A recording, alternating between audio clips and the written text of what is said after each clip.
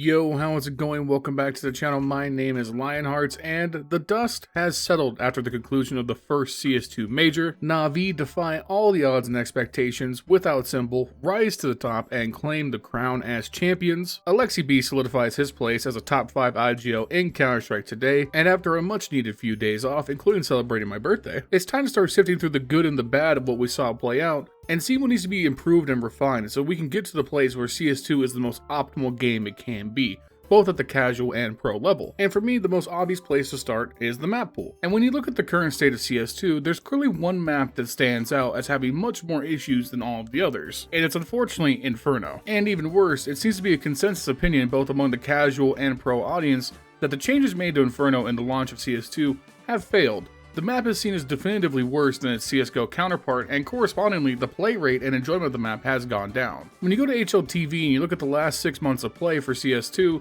you'll see that Inferno is the second least played map right above Vertigo. And that's at just the tier 1 level, the top tier of Counter-Strike. If you sort by all matches played on HLTV, it's actually the least played map in the map pool for the last 6 months. So it would follow then that when we get to the Major, the least played map in the pro pool will be the least played map at the Major, right?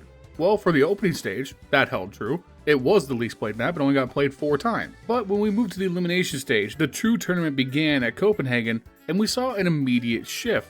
Throughout the remainder of the Major, Inferno would go on to be the most played map, including being the decider in some of the biggest series of the tournament. So that leads to an obvious question.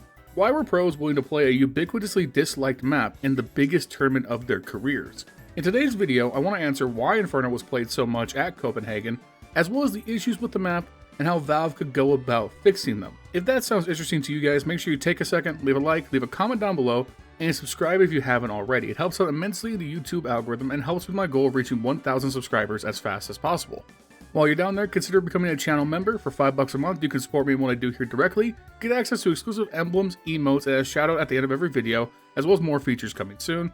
And lastly, follow me on Twitch, twitch.tv/LionHeartZ1337, linked in the description down below. I stream Sunday through Friday, 8:30 p.m. Pacific Standard Time. Come check me out, and let's get into the video. So up first, I want to establish the problems with this new version of Inferno and how they've affected the way it is played at the highest level. It's been a while, so maybe you guys might forget just how different CSGO's final version of Inferno is from this current one. So what I went and did was found a really sketchy and bad port of it in the CS2 workshop, went in, recorded both gameplays on both maps, and we're going to overlay them and you can see those differences in stark contrast. As you can see right away, when we walk from T-spawn, already the difference in width and space of the map is noticeable. T-stairs is wider. The mouth of mid is bigger. There's more of a gap before you get to Mexico. Mexico is bigger. Mid is wider and longer, and there's more space to operate. When we go Banana, Banana is literally double the width on old Inferno compared to the current one we play on. There's actually room to move around your teammates, dodge shots coming through smokes, move around nade damage, try and navigate around Molotovs. When we go back through mid, again, there's more room. The buildings are shorter, so T's have more room to throw utility for Arch or Boiler and actually push through mid control. I can't really emphasize enough the difference in space. It really feels like they took the Inferno layout and made it 50% smaller, and then slapped it into CS2's new engine. And the new constraints have created more problems than just the ability to move around your teammates. It's added new layers of CT's ability to shut down the map entirely. With CS2's emphasis on open skyboxes, the ability to throw smokes from CT spawn to cut off team map control has completely congested the map. The ability to instantly smoke the bottom of Banana, smoke deep mid, and then push into alt as a CT has redefined the amount of map control given to CTs right away. I would go so far to say that the first thing they could do to fix Inferno is add more buildings in the middle of the map out of bounds that block the ability for CTs to instantly smoke the bottom of Banana and the bottom of mid. There should always be some degree of risk with trying to get map control, and in the older versions of Inferno, teams would still play for aggressive Banana control, but they had to smoke it while they were on Banana. If they wanted to smoke towards stairs, they had to throw it over the half wall or throw a setup from B. They were closer to the action and more at risk. Whereas now, they can throw before the T's have a chance to counter it, and the T's immediately lose map control because of it. It's not a fair system. On top of that, Valve need to do whatever they can to make the lanes wider and less boxy on this map. Here's a great example. I'm at the bottom of T-stairs and I spawn 2 bots. The lane to enter Banana is 2 players wide. If 2 players stand shoulder to shoulder, you cannot get past them into Banana. That's how narrow it is. Not only is it super claustrophobic, it makes nades better, it makes Molotovs better, and it makes smokes more devastating. One of the big things I've noticed, especially during the major and in my own games, is that getting kills through smokes on Inferno is way easier in this version, because the lanes are so narrow. I mean, it's just probability, right? The lanes on old Inferno were literally 4 terrorists wide. They are now 2. If I shoot down Banana, I have much higher odds of hitting a player than I did on the older version. So it's much more efficacious to go for the shooting through smoke, so it leads to more smoke kills. So if we widen the lanes and make it harder for the CTs to get that deep banana and mid control, I think you fix a lot of the issues with the map. Now, as for why the map was so highly played at the final stages of the major, I think that actually makes a lot of sense once you add some context. Regardless of how people feel about the map, Inferno is one of the most played maps in CSGO and CS2. Everybody plays Inferno a little bit. There's no one at the pro level, at least that I know of, that permabans Inferno in the current landscape. And because everybody knows it to some extent, people are much more comfortable giving that up instead of a map that a team might specialize in. Let's look at the Navi versus FaZe Grand Finals matchup. When we look at the map pools for both of these teams going into this matchup, they play a lot of the same maps. However, one of the big differences is that Navi are really good on Overpass and Anubis, while FaZe aren't very good on those 2 maps.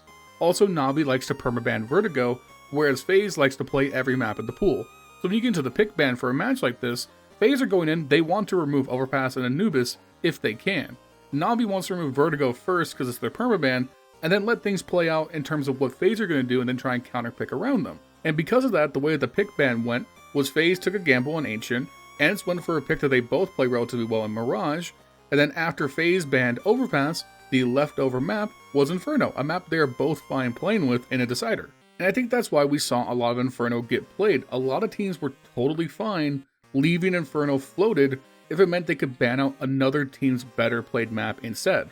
And that's how it ended with a field where it was the most played map at the major. So with the last little bit of this video, I think it'd be cool to take a look at 2 rounds from Navi's dominant win on Inferno against FaZe that I think highlight the issues with the map perfectly. Alright, so here we are. It's round 4. It's FaZe's first full gun round on the T side. They're looking desperately to get some momentum going on this decider map of the Grand Finals. Meanwhile, Navi are out the gate looking really strong. They've shut down FaZe on the pistol round and held down the next 2 rounds really convincingly with their utility and team play. So we go into this and right away Navi are going to exert an extreme amount of utility control over the battlefield. Round's going to open up, Navi's going to lead with an immediate smoke to the bottom of mid. This is immediately going to funnel FaZe upstairs and towards Banana, where there's going to be a Molotov exchange between the 2 teams. Navi are playing a 3-man stack to start. They're going to smoke bottom of Banana now, and we're going to pause here. 1:35 on the clock. Navi have used 2 smokes and 1 Molotov. And look at the map control they've gained for that. They've locked off mid entirely. They've created a vacuum in Banana, where Frozen is now cut off and separated. Meanwhile, FaZe is now scrambling to get alt mid control and make sure there's no apartments push. And this allows Navi to stack towards the B side, play passive A, because they know that they've gained a lot of ground over the T's already to begin with. So we go ahead and unpause, and FaZe are going to use a lot of utility here to try and get Frozen out. A bunch of flashes, some nades.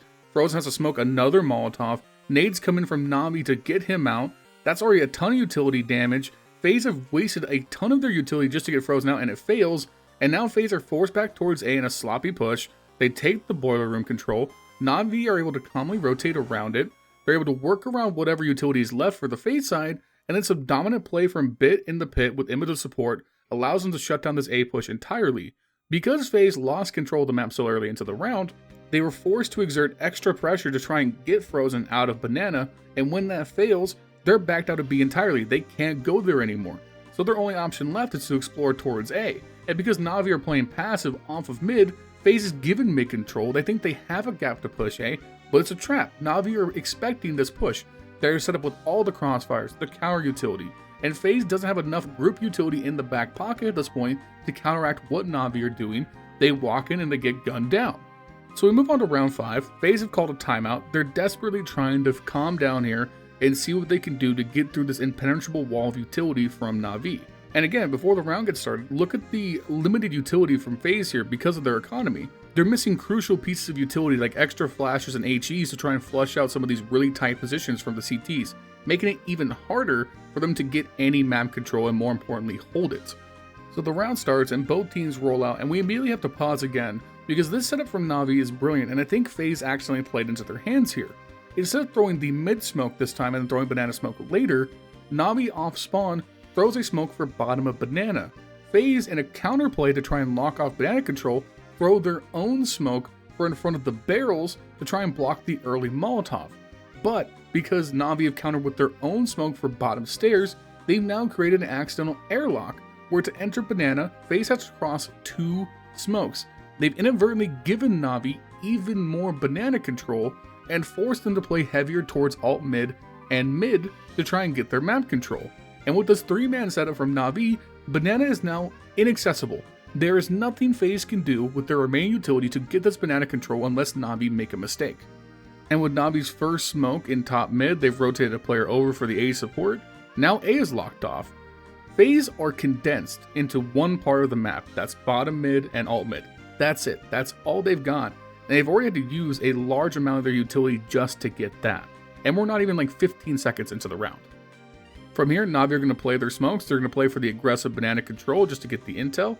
Alexi B is going to end up as pretty much the solo B player for a while, allowing Navi to stack up towards A even stronger. FaZe are going to try and retaliate and take the banana control. They're counted out by another smoke and flash from Navi. And again, we're a minute into the round. Look how little utility FaZe have left. They are down to 3 smokes, 2 flashes, 1 Molotov, and they need that to take some of the hardest bomb sites in the entire game. And spoiler alert, it's not enough for how good Navi are playing. We're going to get this incredible exchange here where Navi early rotated third person to B. A perfect flashbang comes in from the B side, fully blinds all the FaZe players. Alexi B takes the swing, gets one, heavily damages another, gets team kill assisted by Robs onto Rain, and then oops, there's JL, MVP of the tournament, playing insane on the sandbags for the cleanup. 4v2, no utility left, no room to go anywhere. Kerrigan has no kills. Robs has no idea where he is over on the apartments, and FaZe are just totally shut out. This is how oppressive the utility control can be. And listen, are all of your games going to be like this? No. But teams are getting smarter at all levels of play. You see more aggressive banana control like this in casual Inferno games, and it can be so difficult to deal with. And Navi played it perfectly. That's why they go on to win this map and win the tournament. And hopefully Valve take a look at this, take a look at the community feedback about Inferno, and can make some changes to make the greatest map in the history of gaming as good as it used to be. At least I hope so. Anyways, that's all I got for today about what's wrong with Inferno. Let me know how you guys feel about Inferno and the other maps in the comments down below. If you want to see more videos like this where I break down maps and concepts, let me know and I'll keep doing them.